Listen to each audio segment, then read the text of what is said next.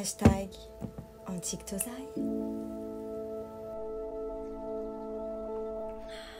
Le thé vert, c'est la base, les gars. Donc, petite dédicace à du coup mon ancien baito. Donc, c'est un couple franco-japonais donc, qui vendent sur internet et sur leur site internet, donc Antique Tozai.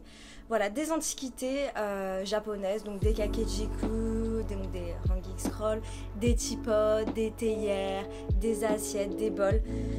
Voilà, ils m'ont offert ça pour me remercier et franchement, j'ai passé pas tout à fait un an, mais presque un an avec eux et je les remercie parce que c'était juste génial et je suis contente en tout cas d'avoir rencontré des personnes comme ça au Japon et c'était super intéressant parce que voilà, j'ai appris aussi de la culture japonaise.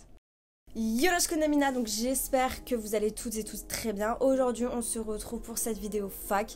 Donc je vous avais demandé si vous aviez des questions sur Instagram et sur YouTube et donc vous avez été nombreux à me poser pas mal de questions. Donc j'ai même répertorié, on va commencer par tout ce qui est ma situation avant le Japon, le visa étudiant, ma situation aujourd'hui, donc travail, logement, futurs projets et enfin un petit peu des questions sur la culture japonaise et enfin une petite conclusion. Donc c'est parti, let's go, on y va. Donc comment tu fais pour t'en sortir toute seule au Japon? J'adore ce que tu fais, Kiss. Donc déjà merci beaucoup, Kiss. Donc déjà merci beaucoup pour ce message. En fait on va répondre à ça pendant tout le long de la vidéo. Donc j'espère que tu seras patiente et que tu pourras terminer la vidéo parce que je pense que peut-être elle va être longue, surtout que vous me connaissez, je parle beaucoup. Si vous ne me suivez pas sur Instagram et si vous ne me suivez pas d'ailleurs Talino Sekai, je vous invite à aller me follow parce que du coup en fait je ne postais absolument pas ces derniers temps, même sur YouTube, et là je me suis vraiment remis à fond dessus, je suis assez motivée, j'ai vraiment envie de partager, j'ai des projets etc en tête, donc n'hésitez pas. On va commencer tout de suite par ma situation avant de venir au Japon. Donc juste pour info, on m'a demandé mon âge, donc j'ai 26 ans, bientôt 27, mais ça on s'en fout, voilà, j'ai 26 ans aujourd'hui que je fais cette vidéo, ok. Donc ma situation avant le Japon, donc comment je me suis débrouillée pour venir au Japon. Alors en termes d'aide, honnêtement, pour venir au Japon ou si vous allez dans une école, honnêtement si vous passez pas par un cursus universitaire, il me semble, genre vous êtes dans une université, vous faites un an à l'étranger, je ne pense pas que vous ayez de bourse. Je me trompe peut-être, mais il ne me semble pas. Après, vous pouvez avoir une bourse genre au Japon par votre école, mais en fait, il faut avoir 100%, enfin, faut être à 100%. En fait, faut toujours être présent à l'école, jamais de retard, jamais d'absence et être super bon. Autant dire qu'au début, je pensais à ça, je me suis dit, ouais, peut-être, non, en fait, t'as pas le time pour ce genre de truc. Et en vrai, après, comment je me suis débrouillée? Donc pour le visa étudiant, comme je l'ai déjà dit, pour un an de visa étudiant, parce que si c'est plus d'un an, faudra mettre plus d'argent, et si c'est moins, vous mettrez moins. En gros, on demande grosso modo de justifier 20 000 € sur un compte bancaire. Ça peut être aussi le compte bancaire de vos parents, c'est pas forcément votre compte bancaire. Donc pour moi, ce que j'ai fait, comment j'ai eu ces 20 000 €, donc tout simplement, j'ai vendu ma voiture sport qui m'a rapporté 10 000 balles. Et après, donc j'ai bossé pendant de septembre à juillet 2019, donc 2019-2020.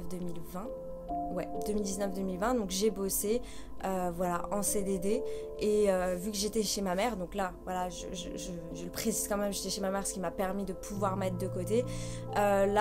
J'y allais tous les mois, je mettais de côté en fait tous les mois pour arriver à 2000 balles quoi. Et puis après, si par exemple tu vois à Noël je recevais un petit peu d'argent ou des trucs comme ça, en fait tout l'argent que je pouvais recevoir la plupart du temps j'y mettais de côté quoi.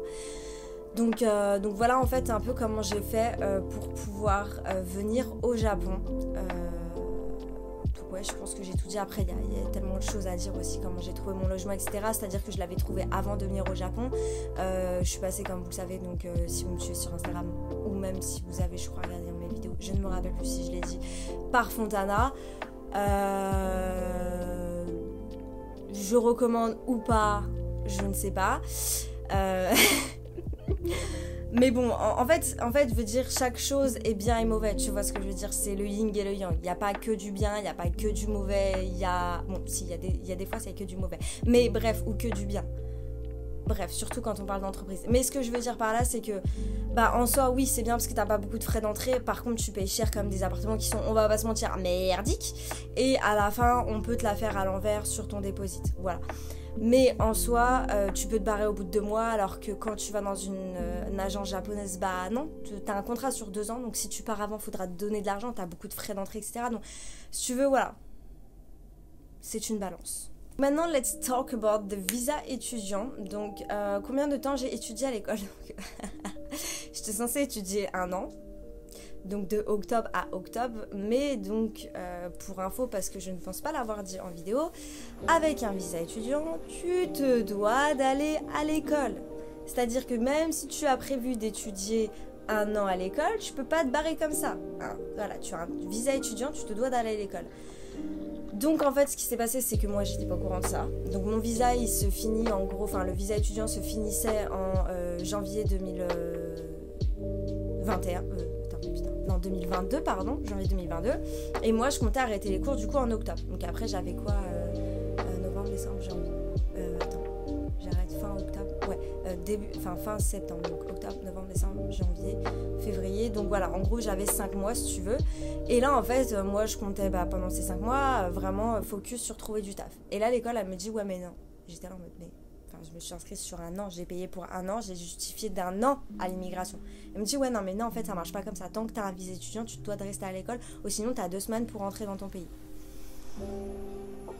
Donc j'ai remis en fait de l'argent à l'école, j'ai repayé, donc j'appelle pour l'école et elle me dit en gros ouais mais je lui fais en fait est-ce que je peux rajouter 1 mois et si je trouve pas dans ces 1 mois je rajoute 1 mois. Elle me dit mais en fait non, si là tu rajoutes 1 mois à partir d'1 mois tu devras partir. Du coup, forcément, je savais pas si j'allais trouver un job en 1 mois. Elle m'a dit, ou sinon, tu rajoutes 3 mois. Donc, en fait, j'ai rajouté 3 mois. Donc, comment donc, on ne m'a pas rendu l'argent, bien évidemment, quand je suis partie. Et en fait, il y a plein de choses. Et en fait, si tu veux, si je m'étais bien... Enfin, j'aime pas dire si je m'étais bien renseignée, parce que c'est comme si j'avais fait une erreur, alors que non. Je veux dire, à un moment donné...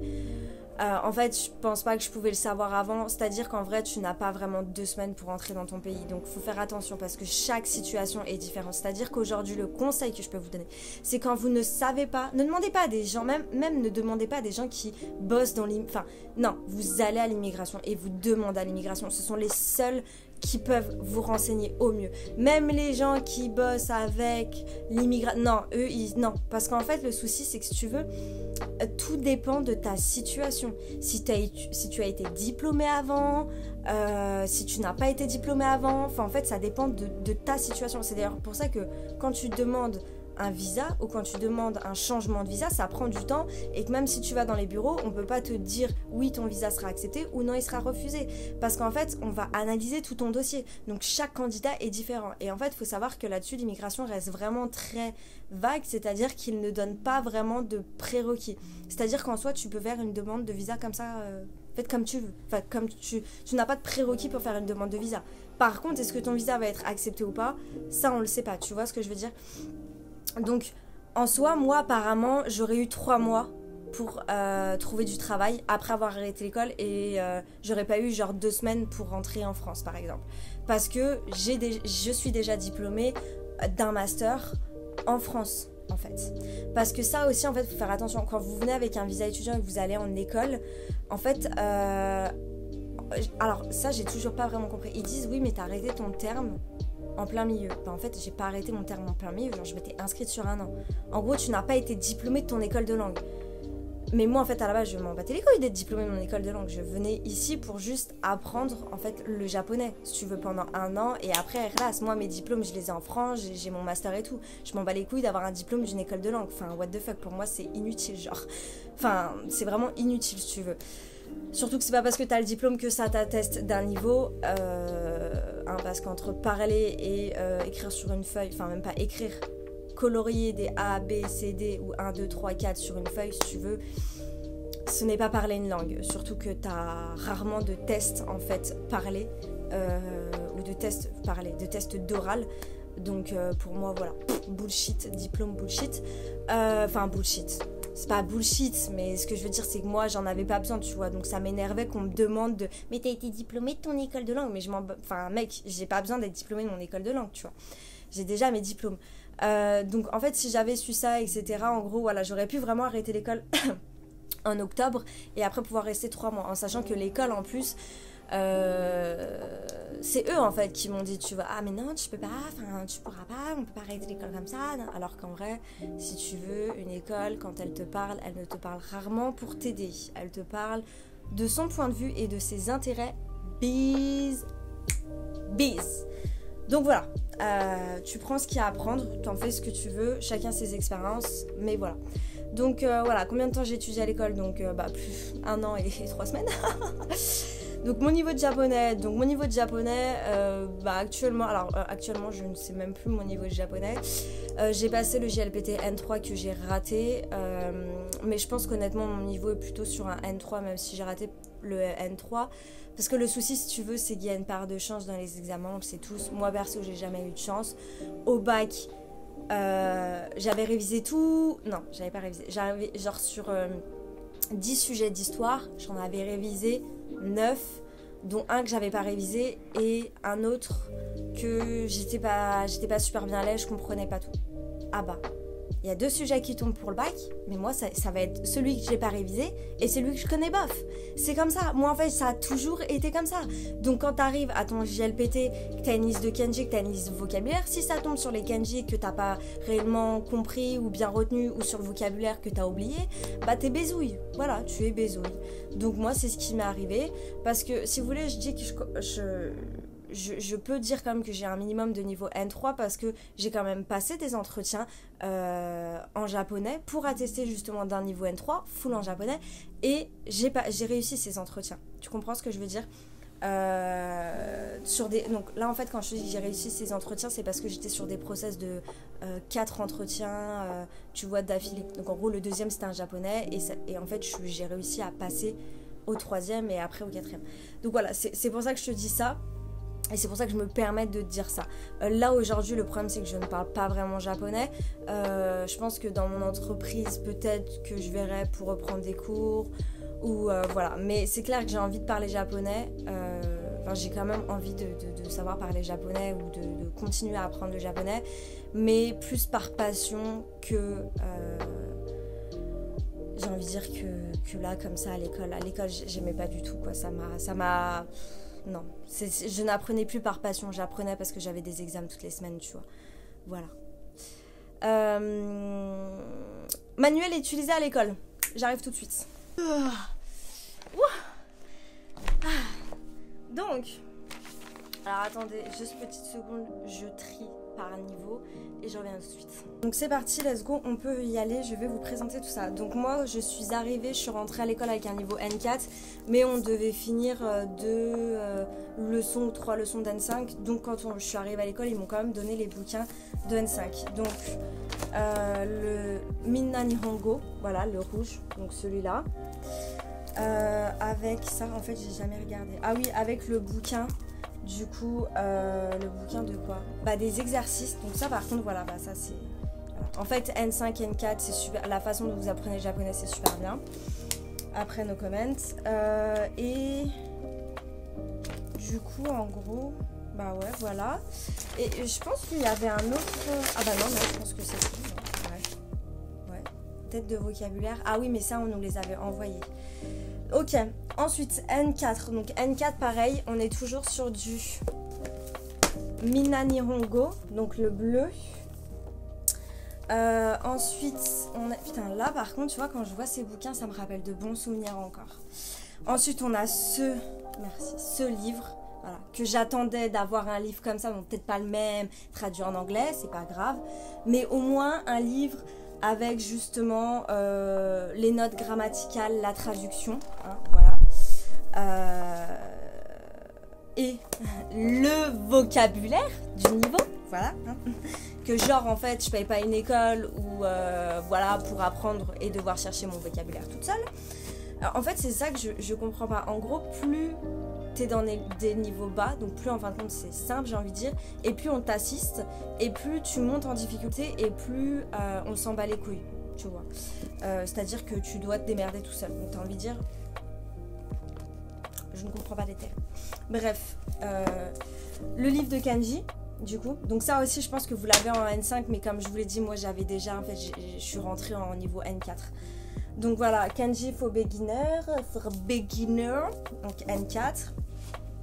Ensuite, donc vous avez le même petit bouquin d'exercices qui est super bien pour la grammaire.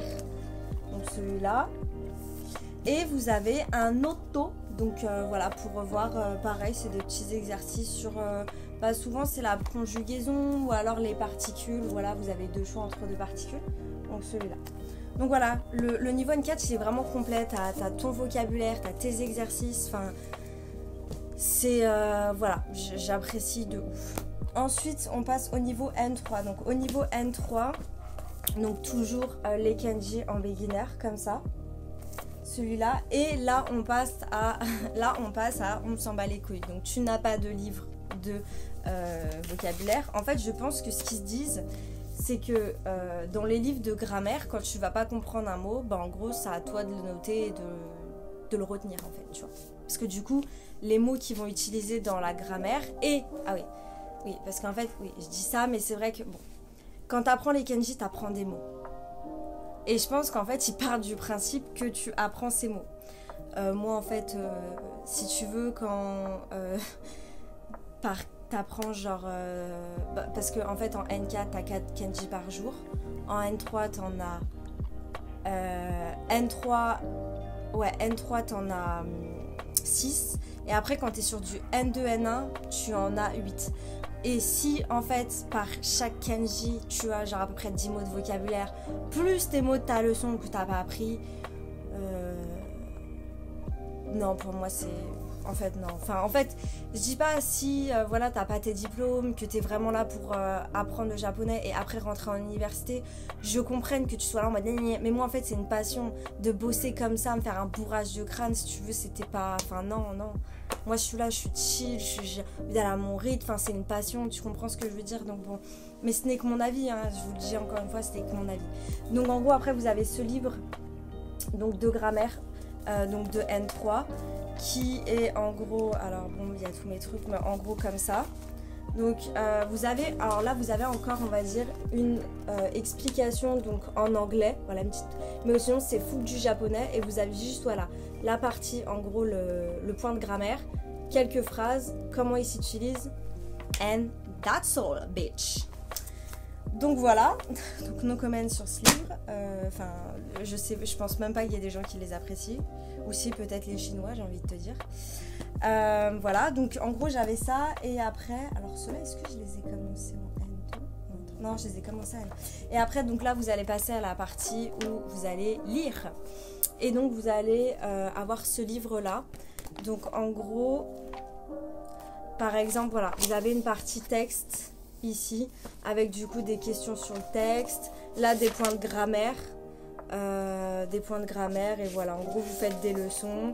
Et c'est vrai. Alors au début par contre ici ce qui est bien, bon là par contre je tiens à le dire, ce qui est bien c'est que vous avez un vocabulaire en début de leçon avec des mots qui vont se trouver du coup dans le texte. Et ça par exemple c'est super bien.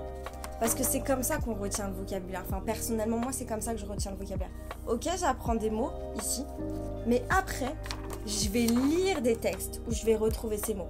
Et dans ce cas-là, je retiens bien les mots.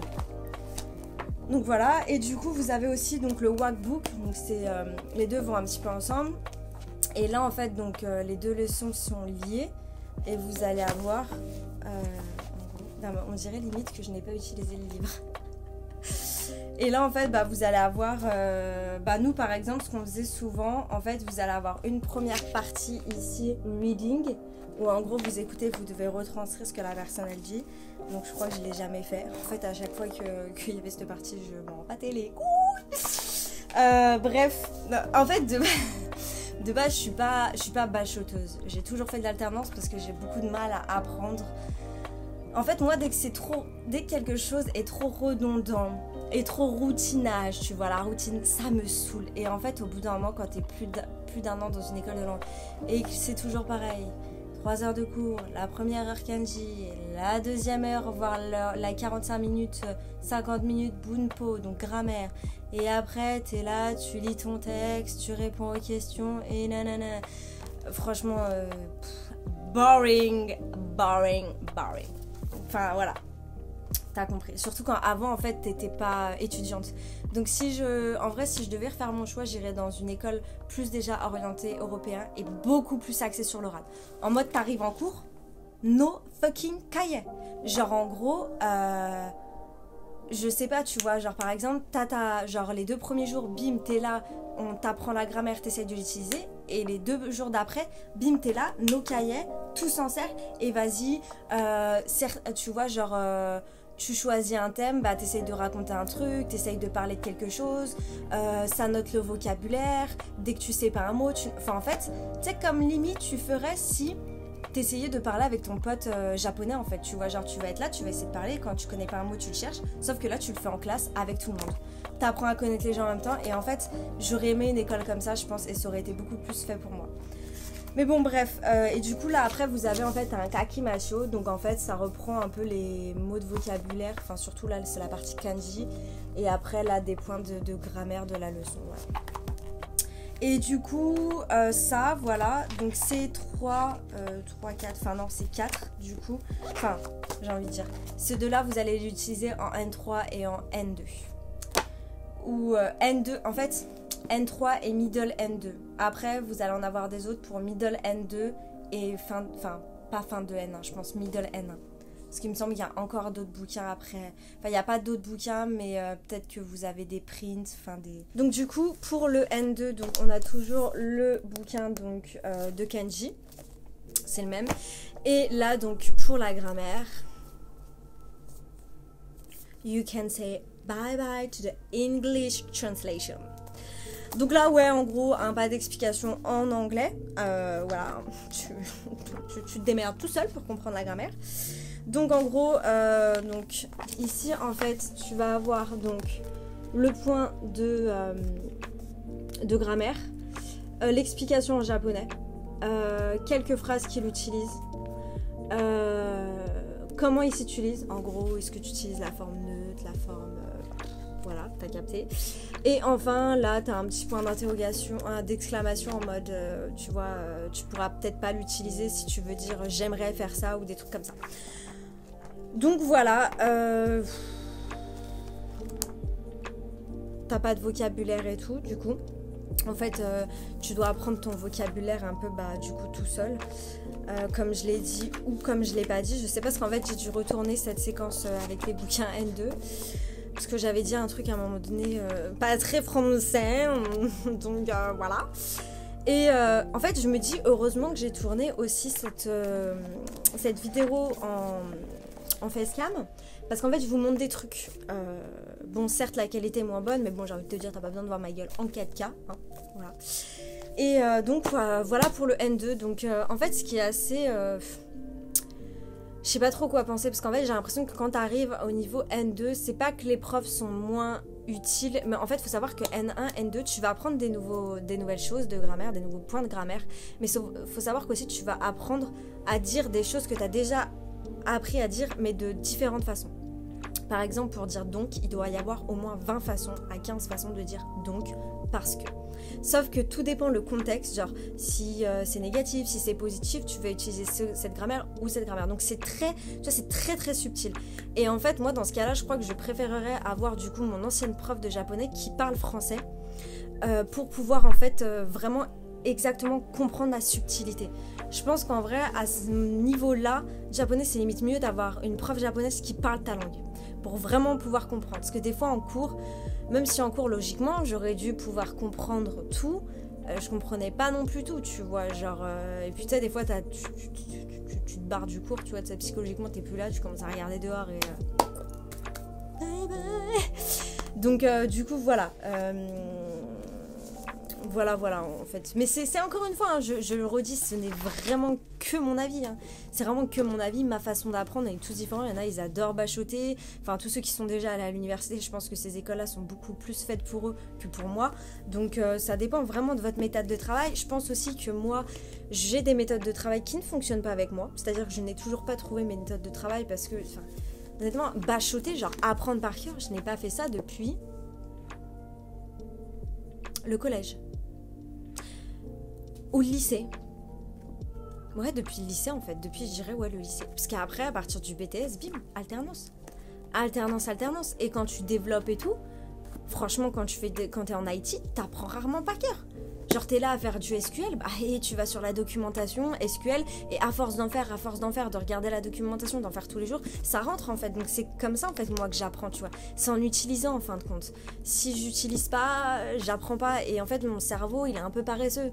C'est-à-dire que j'ai beaucoup de mal à apprendre du vocabulaire que je sais que je vais pas utiliser demain. Mon cerveau il va être là en mode qu'est-ce que tu me fais chier à apprendre ce vocabulaire alors que dans 3 semaines tu l'auras oublié. Et c'est ça, donc certes j'avais des bonnes notes à l'école parce que bah oui, quand t'as un devoir de Kenji, donc pas écrit, hein. Honnêtement oui, il y a des gens qui me demandent est-ce que ça sert de savoir les écrire. Bien sûr ça sert, mais pour tout ce qui est examen, non. JLPT, t'as pas besoin de savoir écrire les Kenji, il faut juste savoir leur prononciation et ce qu'ils veulent dire. Mais voilà, quand je sais que je vais pas utiliser le Kenji, quand je sais que je vais pas utiliser le vocabulaire, que en fait je l'apprends juste pour le devoir, j'ai beaucoup de mal à le retenir. En fait, j'ai énormément de mal à le retenir, surtout quand on a beaucoup à apprendre ou que pour moi ça fait beaucoup. Sur les N1, livre que je n'ai jamais ouvert. Bah oui, parce que du coup je suis partie avant. N1, donc on a toujours. Attends. Ah bah non, j'ai pas celui. Ah bah du coup j'ai pas celui des Kenji en effet. Mais de toute façon c'est le même. En fait c'est la même. C'est celui-là mais avec le N1 quoi. Exactement le même délire. Du coup en grammaire c'est pareil. C'est la même édition, je sais pas si on peut dire ça comme ça, je sais pas trop. Du coup je vais l'ouvrir parce que du coup je l'avais même pas ouvert. Et bah, en fait là pareil, pas d'explication en anglais mais ce qui semble logique. Et voilà, donc là t'as le point de grammaire et l'explication des phrases avec qui utilisent le point de grammaire. Et ici, qu'est-ce que c'est là? Bah oui, c'est en fait des fois c'est des points de vigilance à avoir. Et genre en mode ouais, vous pouvez pas l'utiliser si par exemple vous dites quelque chose en mode j'aimerais faire, tu vois, des choses comme ça. Et voilà. Voilà, et du coup vous avez le même ici en fait, donc pareil pour la lecture avec bah pareil la partie vocabulaire, la partie donc texte, enfin lecture. Et après, bah voilà, un petit peu des points de grammaire d'utilisation. Et voilà. Et du coup, vous avez le workbook aussi qui va avec. Et du coup, je pense que c'est la même. Ah non. Ah oui, ils sont bien. Ils ont enlevé la première partie qui, je trouvais, était useless as fuck. Donc, en fait, là, vous avez... Donc, voilà. Ils ont enlevé, en fait, voilà, la première partie où tu retraduisais ce que le gars avait écouté. Enfin, en fait, c'est pas useless. Je dis que c'est useless, mais c'est pas useless. C'est juste parce qu'en fait, j'y mettais pas de mon... En fait, c'est juste que j'étais fanée des cours, je crois. That's all. Donc là, vous avez toujours la partie kikimasyo. Donc, écoutage. Du coup, là c'est l'intusimasyo. Donc, faites un petit peu des exercices. Et là, c'est buno tsukute kudasai ne. Donc, bah voilà, faites des phrases, quoi. Traduisez des phrases, enfin faites des phrases. Ah bah il est pas mal celui-là, pour le coup je trouve il est mieux peut-être que l'autre. Et voilà, bah ouais, il m'a l'air plutôt pas mal celui-là. Mais c'est du N1, je n'en suis pas là. Voilà, bon bah voilà en ce qui concerne les manuels d'utilisation pour, je dis bien parce que je l'ai même pas précisé, pour ASI, donc Language School. Donc on va passer à la rubrique suivante. Première question par rapport au visa étudiant, donc possible, enfin à l'école plutôt, possible de faire ses études au Japon après le bac. Alors ça c'est une très très bonne question, honnêtement je ne sais pas. Faudrait vraiment se renseigner déjà d'une auprès de l'immigration. Après je crois que tu peux faire une demande de visa, en fait tu peux toujours faire une demande de visa tu vois, donc il n'y a pas apparemment de prérequis. Donc voilà, mais ouais, à voir. Je préfère pas répondre à cette question parce que j'ai pas vraiment l'info. Ma situation aujourd'hui, donc travail. Tu fais quoi comme travail? Donc je suis Business Intelligence, BA, et aussi donc Business Analyst, chef de projet. Donc moi je suis tout ce qui est dans l'IT relatif à la data. Tu arrives à vivre avec ton salaire ou c'est chaud. Donc en fait tout dépend. Donc oui, je vais arriver à vivre avec mon salaire. Dans l'IT on a quand même des bons salaires. Après par contre avant du coup que je trouve ce travail, donc j'avais comment dire, du coup je bossais avec mon baito, j'étais à 10 heures par semaine. Donc c'est sûr que tu vis pas à 10 heures par semaine avec un baito. Il faudrait que tu sois au moins sur du 28 heures. Et encore 28 heures, franchement, chaud vu le prix des appartements ici, tu vois. Ensuite, tes collègues de travail sont cool. Franchement, ouais, grave. Après, si vous m'avez suivi à Instagram, la seule meuf qui me casse un peu les couilles, j'ai envie de dire, c'est une européenne. Mais bon, bref, passons. Ou sinon, franchement, au top. Franchement, plutôt bien. Ma manager, elle est australienne et franchement, ça fait plaisir. Donc, non, je pense qu'il y a pire, il y a mieux. Et il y a vraiment pire en étant au Japon. Donc, pas de souci. Au travail, en fait, je parle anglais. Je ne parle pas spécialement japonais, même s'il y a des gens qui parlent japonais. Enfin, il y a des japonais, je veux dire. Donc moi ce que je compte faire c'est en fait pour l'instant bon faut quand même que je bosse un petit peu plus mon japonais mais en l'orientant en fait dans mon domaine d'activité et après par exemple quand j'ai des meetings avec des gens de ma team qui sont japonais je peux leur dire bah vas-y je peux essayer de parler japonais etc. Donc c'est ce que je compte faire. Mais bon, pour l'instant, au calme, chaque chose en son temps. Là, j'ai une question concernant être architecte au Japon. Ça, donc, j'en ai vraiment aucune idée. La seule fois où j'ai eu connaissance de quelqu'un qui voulait être architecte, etc., c'était une personne, du moins, qui voulait rentrer en université pour être architecte. Donc, honnêtement, je peux pas te répondre. Et puis, en fait, j'ai surtout pas envie de te dire de bêtises. Donc, je te conseillerais de regarder peut-être sur internet, voilà, un peu le monde du travail concernant justement ce domaine de l'architecture au Japon. Et voilà, n'hésite pas aussi à rentrer dans des groupes Facebook pour avoir plus d'infos. Donc en espérant que voilà, j'aurais pu un minimum te conseiller sur quoi faire et voilà. Pouvoir passer à la partie logement. Donc habiter seul au Japon c'est dangereux. Franchement, j'ai envie de dire non quoi. Mais ça dépend où tu habites en France, tu vois. Si tu habites à la campagne ou j'en sais rien, dans un milieu chill, moi si tu veux, j'ai habité un peu dans le quartier. Donc si tu veux, quand tu rentrais à 23h, 7h du mat, tu vois le nombre de fois où t'as la rame qui est vide et t'as un gars chelou qui se ramène et qui s'assoit en face de toi, ou des mecs qui te bloquent quand tu veux prendre le métro, qui s'assoient sur les portes et qui te bloquent et qui te traitent et qui t'insultent et qui machin. Si tu veux, non, après au Japon, je me sens vraiment au calme, tu vois. Après, là, ces derniers temps, c'est un peu parti en couille, il y a eu des attaques au couteau, mais en fait, si vous voulez, c'est... en fait, ces gens, la plupart du temps, sont arrêtés. C'est vrai qu'il y en a eu pas mal cette année, je crois au moins 3 ou 4, un truc comme ça. Et en fait, c'est juste que... je sais pas si vous entendez, c'est mon bébé, le chien. Il est trop mignon, il est trop mignon. Anyway, je me suis écartée du sujet. Ouais, du coup, en gros, en fait, c'est juste des gens qui pètent des câbles à un moment donné, tu vois. Donc, mais le pire, c'est que le gars, après, il s'est fait arrêter au calme dans le métro. Tu sais, il était en train de fumer. Enfin, dans le métro, dans le train, il était en train de fumer au calme. En mode je m'en bats les couilles, j'ai fait ce que j'avais à faire, j'ai vidé mon sac d'émotions en fait. J'ai l'impression que c'est un peu ça le délire, tu vois. C'est qu'en gros ils considèrent tellement qu'il faut cacher les émotions, que machin, que les émotions, j'ai envie de dire souvent positives, ou genre quand tu pleures et tout c'est être faible. Bah d'une certaine façon si tu les intériorises c'est que tu ne les acceptes pas. Et on est tous humains, donc on a tous des émotions. Donc un jour ou l'autre, en fin de compte, c'est que ça va péter un cap, tu vois, ça va péter. Et d'ailleurs, c'est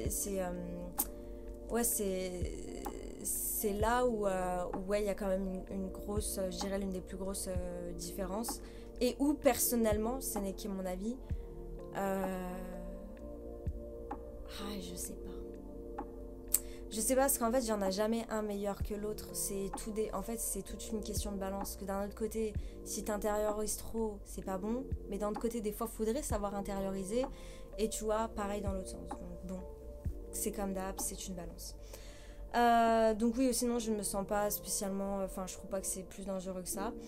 Ensuite, pourquoi avoir déménagé ? Ah oui, alors... parce que j'ai déménagé en juin, en sachant que là, je cherche encore pour redéménager. Donc, en fait... J'ai déménagé parce que je ne savais pas combien de temps j'allais mettre pour trouver un job. Et je payais quand même 860 balles. Enfin, en gros, en euros, ça devait faire du 760 ou 70. Bref, un truc comme ça. Moi, en fait, j'ai toujours traduit... Genre, en fait, quand c'est genre, par exemple, 86 000 yens, en fait, moi, je vais dire 860 euros. Comme ça, en fait, à la fin, bah, en fait, je gagne de l'argent. parce que du coup tu vois en soi 86 000 yens ça fait pas 860 euros, ça fait genre 750. Donc du coup en fait je gagne de l'argent. Bref, t'as compris, je gagne pas mais voilà. Donc en gros je me disais que ça faisait 860. Donc en fait j'ai déménagé parce que je ne savais pas combien de temps j'allais mettre pour trouver un taf.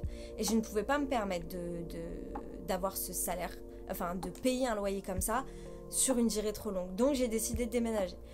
En fin de compte, bah voilà, j'ai joué, j'ai préféré être safe par rapport à ça, mais du coup j'ai sûrement perdu de l'argent parce que du coup j'ai pas mis tant de temps que ça pour trouver un job.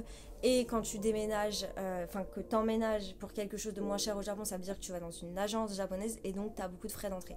Encore que moi franchement j'ai eu de l'achat, je m'en suis sortie pour 900 balles alors que normalement t'es plus aux alentours des 3000 à 4000 euros hein, de frais d'entrée les gars. Donc voilà, mais j'ai eu tu vois genre 900 balles, mais là par exemple vu que quand tu rentres en plus, enfin quand t'es comme ça avec une agence japonaise, tu t'engages sur genre 2 ans, 1 an, bah en fait si tu pars avant, tu vas devoir payer un mois de loyer en plus. Donc là tu vois ça veut dire que je vais devoir payer aussi un mois de loyer en plus. Et là donc vous allez me demander bah pourquoi t'es pas resté chez Fontana ou t'es allé dans un autre truc. Bah ouais, mais mec, quand tu payes genre Fontana pour vraiment baisser de prix et être sur du 600-700, et encore t'es sur du 710, t'as du 10 mètres carrés et le truc il est dégueulasse. Donc je suis désolée, il y a un moment donné, je peux pas payer un truc, même si en soi je vais payer plus en prenant une agence japonaise, je suis désolée, non. Non, en plus tu restes même pas sur l'arrêt de Ikebukuro, genre j'étais, non, je suis désolée, non, non. Il y a un moment donné, je préfère donner de l'argent et suivre un process plutôt que me faire entuber pour dire que et vivre dans un environnement vraiment merdique pour dire de payer moins cher. Mais ça, comme je le dis encore une fois, c'est vraiment que mon point de vue. Il y a des gens, ils s'en foutent et ils le feront, tu vois. Surtout qu'à la base, je ne savais pas combien de temps j'allais vivre. Donc je m'étais dit, encore si je savais que genre c'était pour 3 mois, je m'en fous, 3 mois je vis dans un 10 mètres carrés. Mais là ça se trouve j'aurais pu... Enfin en vrai j'ai quand même vécu dans cet appart, 5 mois et je vais peut-être en être 6 mois, tu vois. Donc ouais, va vivre 6 mois dans un 10 mètres carrés qui est pas près de ton taf, machin et tout, vas-y laisse tomber. Donc ouais, non, après je regrette pas. Je crois que c'est bien l'une des premières fois de ma vie où j'ai choisi la sécurité parce que d'habitude je suis plutôt du genre à faire des achats, des trucs en pas sachant ce qui va se passer après. Donc c'est un petit peu un coup de poker. Donc voilà. Ensuite, next, j'ai trouvé l'appartement, le prix du loyer. Donc cet appartement qui est là, je l'ai trouvé donc chez Mini Mini. Mini Mini, c'est trop mignon. Voilà, donc en fait je suis tout simplement allée à l'agence. Donc je suis tombée donc, sur un chinois qui parle anglais. Et donc j'ai trouvé l'appart comme ça en sachant qu'en fait, non, moi je suis quelqu'un, I like to have the control, you know. Et en fait, surtout pour les appartements, je préfère moi regarder plutôt qu'on me propose. À part si tu me proposes vraiment des trucs de ouf. Mais en fait, quand on me propose, j'aime pas parce que j'ai l'impression que vu qu'ils se font des coms et tout, quand ils vendent des... Tu sais, quand tu vends un appartement, en gros... bah en fait j'aime pas parce que j'ai toujours l'impression que le mec va me proposer plutôt par rapport à lui sa com que par rapport à vraiment ce que je recherche moi.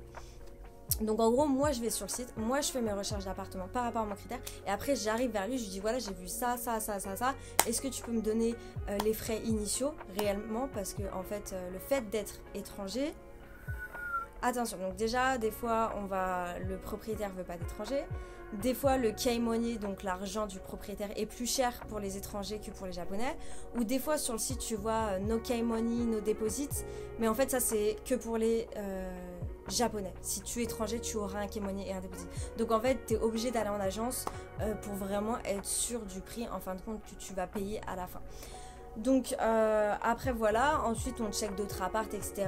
Et après du coup on visite ensemble et après tu remplis les papiers, machin. Et voilà quoi. Donc concernant le prix du loyer de l'appartement, je suis à 63 000 yens. Donc comme je l'ai dit, je calcule vraiment en yens, euros sans faire en fait justement le différence de prix. Donc 630 euros sans internet bien évidemment, alors qu'avec Fontana t'as internet. Donc voilà, 630 balles. Donc c'est à Ikebukuro, je marche à peu près quand même 15 minutes pour arriver à la gare. Donc c'est assez raisonnable. Bon par contre je pense enfin je sais pas. Après je ne suis pas dans un mancho, je suis vraiment dans un apato. Il fait 14 mètres carrés. Au début c'était assez dur parce que genre par exemple quand la machine à laver de mon voisin juste là fonctionne, bah en fait ça fait trembler mon appart, donc j'ai l'impression qu'il y a un tremblement de terre. S'il marche fort, ça fait un tremblement de terre. Quand la personne elle marche là pour monter les escaliers pour venir au deuxième étage, donc bah la partie tremble. Donc je t'en parle pas quand il y a des tremblements de terre. Genre la dernière fois il y a eu un putain de tremblement de terre, j'ai dû soulever mon écran pour pas qu'il... Le mec il était comme as. Même si je fais ça, je suis sûre que l'appart... Ouais, genre l'appart il bouge. Donc c'est... Voilà. Mais après on s'y fait, voilà, bah tu te sens moins seul du coup. Tu te sens moins seul. Du coup, ouais, bah des fois je l'entends parler ou j'entends... En fait j'entends pas parler distinctement, mais j'entends genre... Donc voilà. Lui doit m'entendre de ouf aussi. Donc c'est vrai qu'au début j'avais du mal à me sentir chez moi, tu sais, je marchais doucement, machin et tout. Maintenant, je m'en bats les... Voilà, je veux dire tranquille quoi. Je pense pas non plus que je suis la pire étrangère ou des trucs comme ça. Je veux dire en plus maintenant je taffe, donc je pionce tôt, je me réveille tôt, je suis plus là la journée, donc... I think it's okay. Tu permets, je bois. Putain, ça faisait longtemps que j'avais pas parlé autant, j'ai l'impression. Surtout en vidéo, tiens. Donc, c'est la dernière question par rapport au logement. Konnichiwa, comment trouver un appartement abordable dans le quartier de Shinjuku avec un visa étudiant? Donc, déjà, tout d'abord, quartier de Shinjuku, c'est-à-dire, tu veux être vraiment près de la gare ou pas près de la gare, ou quelques stations d'après, parce que t'as Shinjuku, t'as Shinchome, je crois, Shinjuku, enfin bref. Shinjuku, en vrai, c'est super étendu, donc ça dépend si tu parles vraiment du centre ou pas. Ensuite, quel type de logement tu cherches, parce que c'est clair que si tu veux un truc pas cher, tu vas en share house, t'es tranquille. Si tu veux ton appart toute seule, t'as le choix entre soit voilà, passer par des agences pour les étrangers ou bah t'auras par contre des appartements un petit peu plus merdiques, j'ai envie de dire. Enfin, pas merdique, non, parce que moi il était super bien le premier appart en vrai, mais bon, ouais, pas merdique, mais cher si tu veux un truc bien. Ou alors tu passes par des agences japonaises, mais si t'es depuis la France, c'est un peu galère. Enfin, depuis la France, en fait, je sais même pas si c'est possible. Peut-être, je ne sais pas. Donc, et ça dépend aussi de ton budget. Mais j'ai envie de dire, en fait, tout est possible. Tout dépend de tes critères. Parce que bien sûr que tu as des appartements qui sont pas très chers. En fait, ils sont pas chers, mais ils sont chers pour ce que c'est. C'est-à-dire qu'en soi, tu vas pas payer cher tous les mois. Mais pour ce que c'est, genre ça va être du 10 mètres carrés, pas spécialement joli à l'intérieur, ça va être cher, tu comprends. Donc voilà, ça dépend vraiment de tes, j'ai envie de dire, de tes critères. Donc maintenant on va passer à la rubrique futur projet. Donc un projet dans l'avenir à venir, donc bah, c'est de déménager, c'est de aussi être beaucoup plus actif sur YouTube et Instagram. Donc je ne sais pas actuellement si je vais vraiment Enfin, je sais pas si je fais une vidéo par semaine ou une vidéo toutes les 2 semaines, je sais pas encore, mais c'est vraiment, voilà, de partir en trip, de m'éclater. Un projet dans les 5 ans à venir, perso, toujours être au Japon. J'espère que ma chaîne YouTube ou quoi que ce soit, j'aurais pu avoir des expériences pour aider un petit peu plus les gens ou des choses comme ça. J'ai aussi envie d'avoir un chien, perso. Et j'aimerais bien acheter un appartement ou une maison au Japon. Donc le lieu, je ne sais pas encore. Mais voilà, c'est quelque chose que j'ai vraiment envie de faire. Aujourd'hui, je me vois vraiment rester un certain temps au Japon. Et donc, en vrai, je me dis pourquoi pas limite toute ma vie. En fait, je sais pas. Pour l'instant, je me vois quand même rester un certain temps au Japon. C'est clair. Maintenant, on va parler un petit peu de culture japonaise. Donc, pas de différence de traitement entre hommes et femmes. Alors moi, je suis quelqu'un qui vit énormément dans mon monde. J'ai mes propres objectifs et... Bah tu vois, genre j'estime un salaire, je vais essayer de l'avoir. Si je l'ai pas, je vais pas me dire c'est parce que je suis une femme, mais regarde elle. En fait, je vais pas aller regarder ce que les gens ils ont. Donc pas moyen de se comparer, donc pas moyen d'en venir à ce fait-là. Et non, je sais pas, j'ai jamais vraiment été comme ça. Si tu veux, moi là où par exemple, on va dire dans la société, ça me saoule le plus entre ce décalage entre hommes et femmes, c'est plus l'importance et l'exigence qu'on a avec les femmes, qu'elles doivent être belles, qu'elles doivent être jeunes, qu'elles doivent avoir un beau corps par rapport aux hommes, même si en vrai aujourd'hui ça change un peu, ça change même beaucoup, mais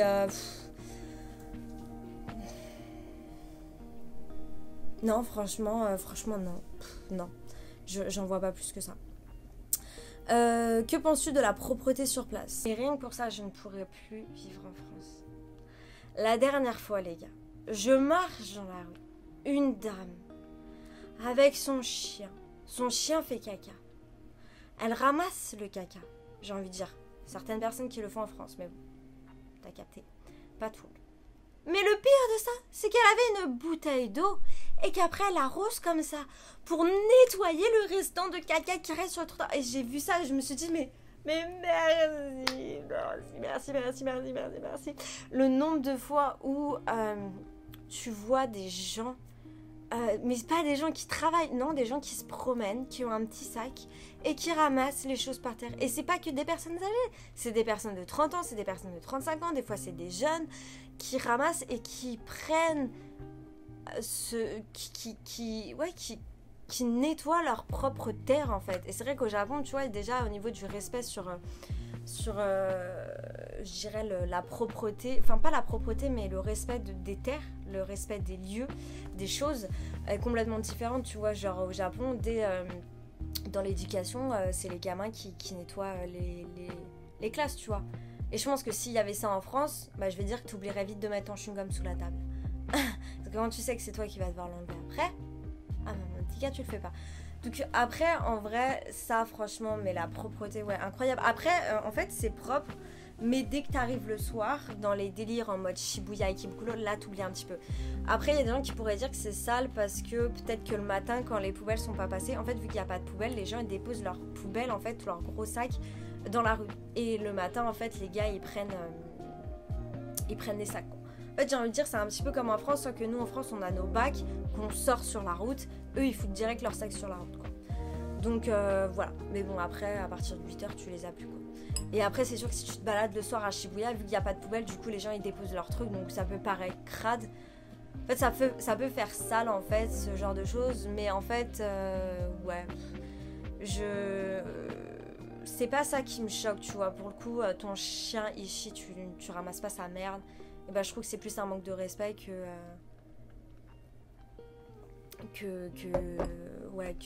juste, bah, c'est la folie, c'est la nuit et tout. T'as les gens qui vont passer de façon le lendemain matin pour prendre les poubelles. De toute façon, c'est un endroit où tu poses les poubelles, donc pour moi, ça me choque pas plus que ça. Et puis bon, c'est des quartiers aussi un peu de fête et tout, quoi. C'est pas comme si je te disais, t'as ça à la campagne et tout, quoi. Donc, ouais, voilà, pour la propreté, honnêtement, ouais, enfin, y a rien à dire, quoi. Pouvoir passer à la dernière partie, la partie donc conclusion. As-tu des regrets d'être partie là-bas? Donc absolument pas.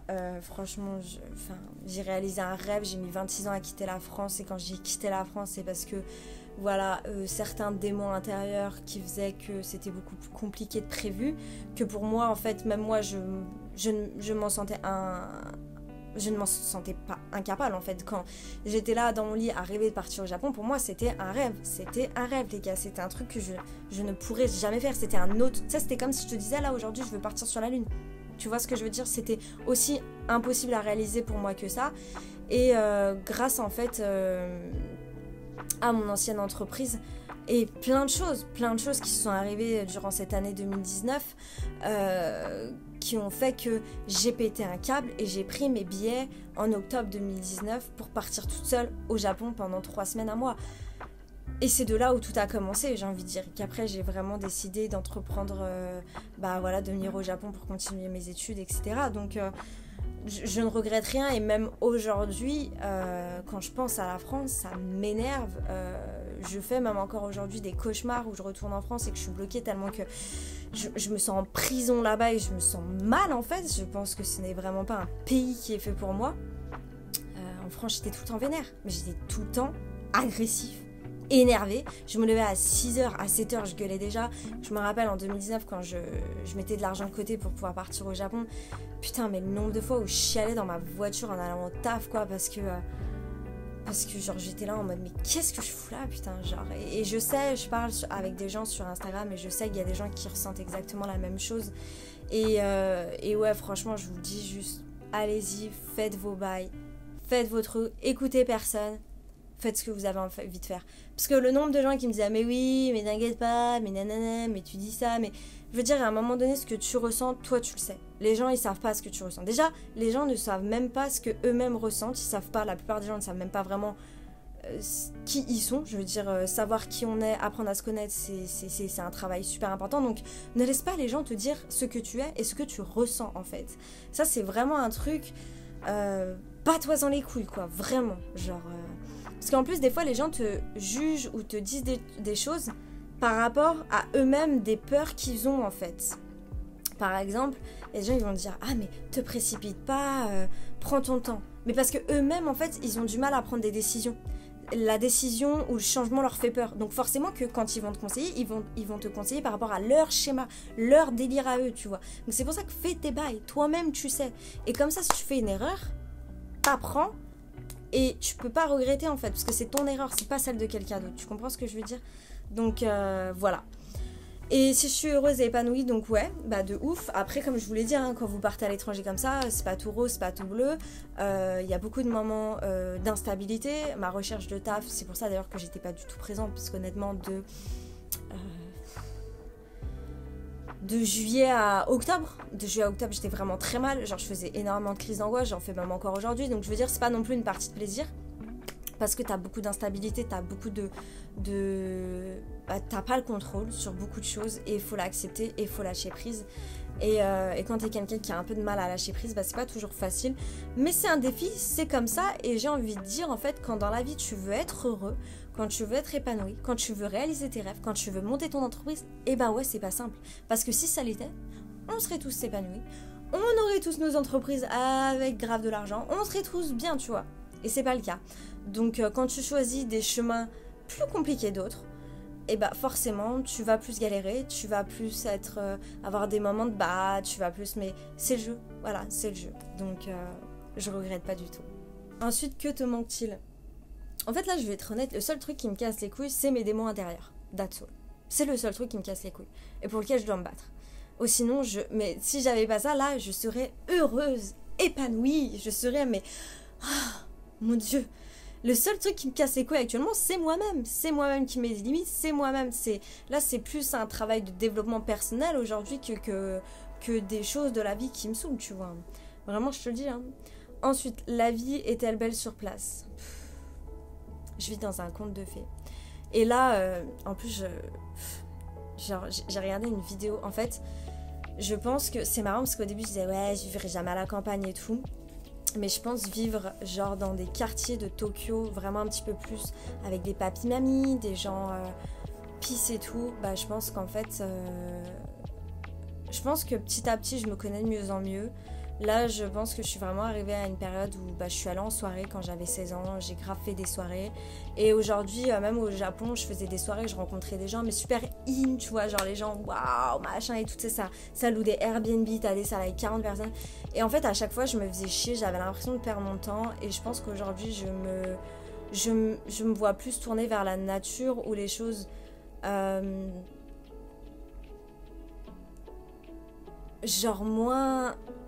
superficielle, même si en vrai je kiffe les vêtements, je kiffe la mode, j'aime trop le make-up et tout, c'est une passion, ça y a pas de souci, mais plus je dirais pas superficielle mais humain, empathie. Là franchement juste ce matin j'ai vu un truc qui m'a choquée aux États-Unis par rapport à un concert d'une star, enfin j'étais là en mode mais je veux pas vivre dans ça en fait. En fait, je veux pas vivre avec des gens comme ça. Je veux pas vivre dans cet environnement-là, tu vois. Et c'est pour ça que j'ai un monde, que j'essaie de le partager avec vous. Et que mon délire, moi, c'est vivre dans la réalité. Mais dans mon monde, tu vois, en gros. Et pour ça, bah ouais, j'ai l'impression que je me rapproche plus de la nature. Là où les gens sont un peu plus humains, sont un peu plus respectueux, altruistes. Voilà, altruistes, j'ai envie de dire. Donc ouais, c'est ouf quoi. Tu sais, quand tu vas au combini, que t'es là, allez, achète-moi. Et non, attends.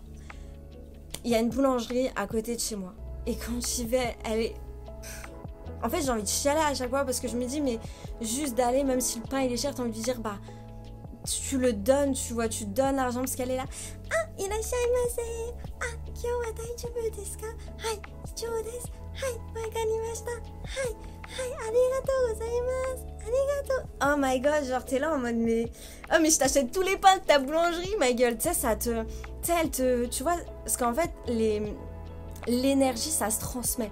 Tu vois, t'as des énergies de merde, t'es négatif, bah tu vas balancer ça aux gens.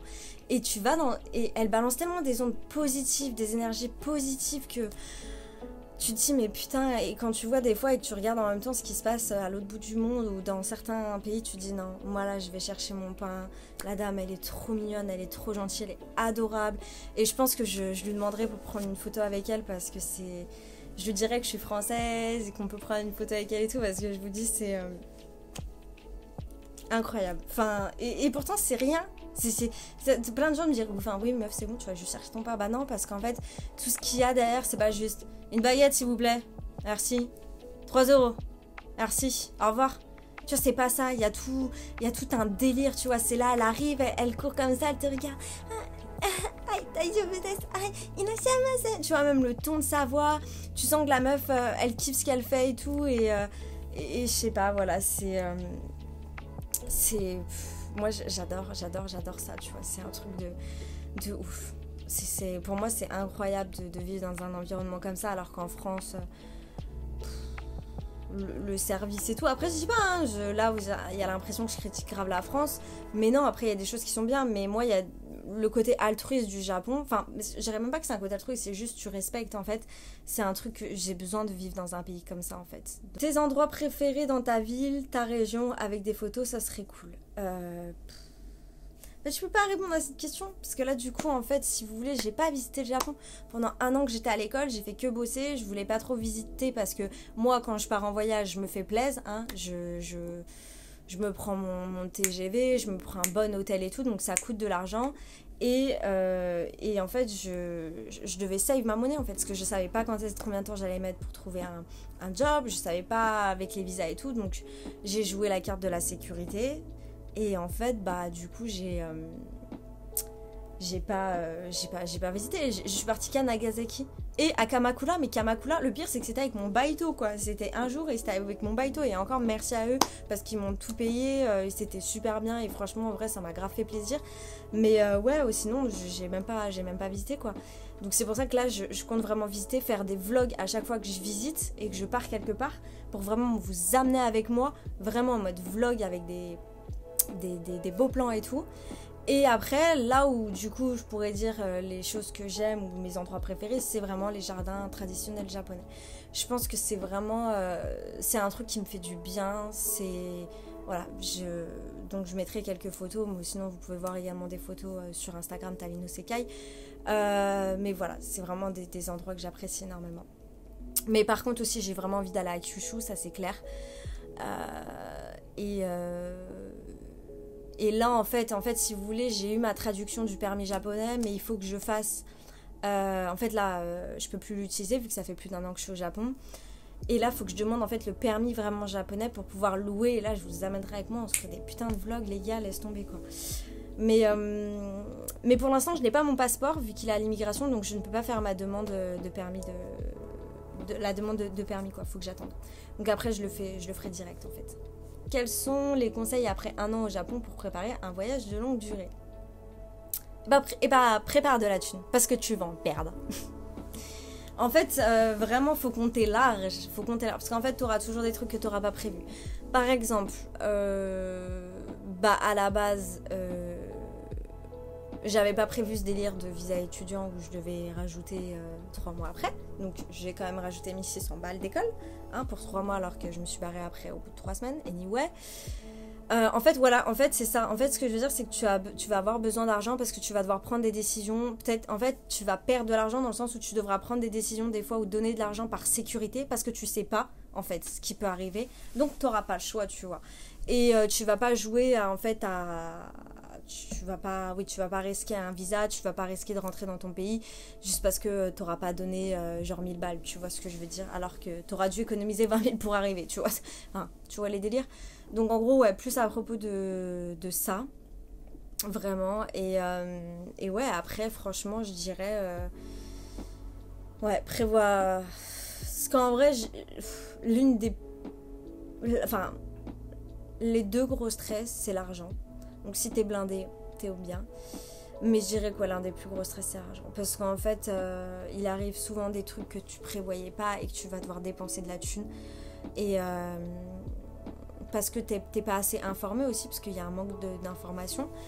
Donc ça c'est clair que...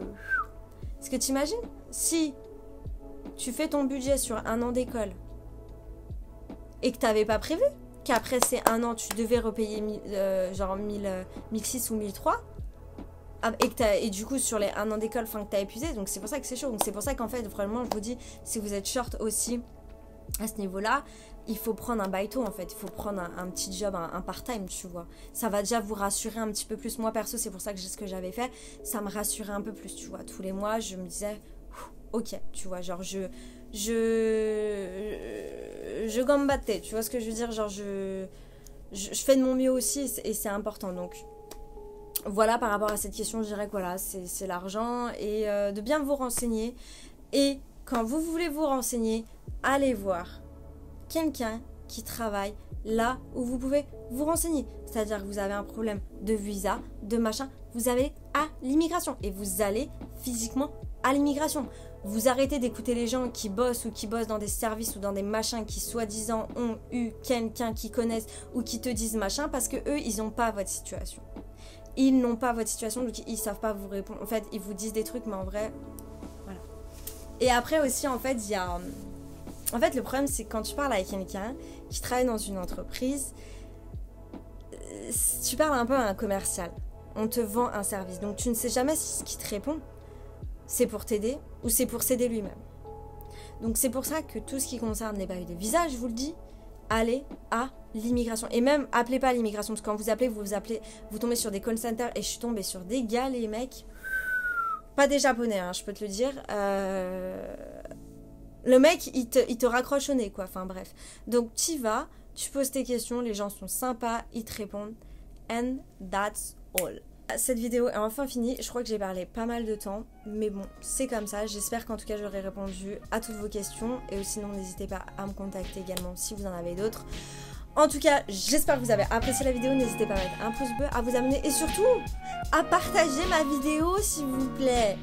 Hein, s'il vous plaît, si vous aimez le contenu et que vous voulez voir plus de vidéos, n'hésitez pas, voilà, à faire partager le contenu, ça fait plaisir. Sur ce, Janet Kyotsukete.